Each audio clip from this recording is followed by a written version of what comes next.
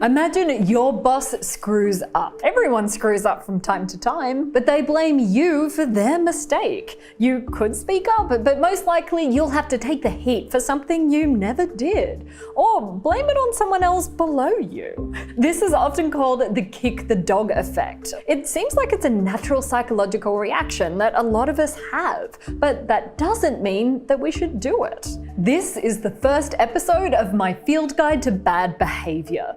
Let's take a journey into the wild to spot crappy behaviors and discuss how to manage or avoid them. In the challenge for survival in society, a human may use blame shifting, which is defined as the act of attributing a personal failure to another human or event. Camouflaging as an innocuous behavior, blame shifting is usually pandemic over a large area of the planet and plays an influential role in shaping the ecosystem of human relationships, sometimes even causing chain reactions leading to the eruption of disasters. Blame shifting is easy to spot.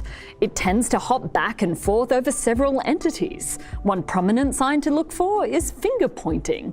And you tend to find it alongside certain personality traits. Pessimists and narcissists are more likely than others to ditch responsibility for their mistakes. Side note, it is important to acknowledge a highly perilous subspecies of blame shifting called victim blaming, which we'll cover in a future chapter. Blame shifting can easily thrive in a closed, small environment, but due to its highly contagious nature, it can spread in large organizations as well. Researchers have found that when people are exposed to blame shifting by a politician, they're more likely to copy the behavior themselves.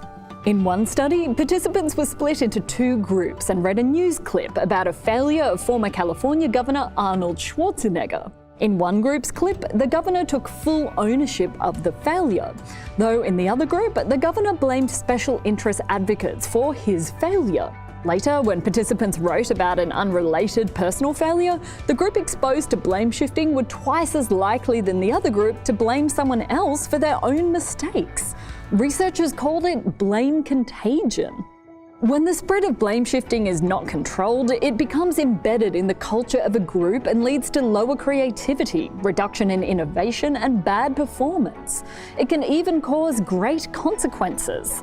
The Columbia Space Shuttle disaster in 2003, for example, is linked to an outbreak of excuse-making and finger-pointing in NASA's culture over a period of time.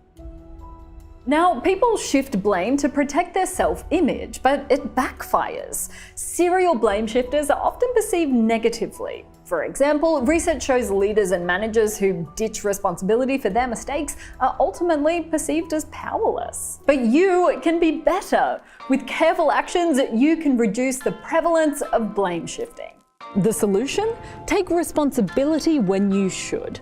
While it might hurt at first, ultimately it will help everyone problem solve, cooperate, and develop mutual respect.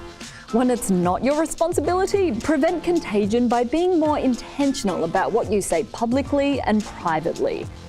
The human ecosystem can be a dangerous environment to navigate, overpopulated with bad behaviors. So please endeavour to take necessary precautions and make sure you have the right equipment with you. Mainly thoughtfulness, intelligence, and knowledge. Until next time.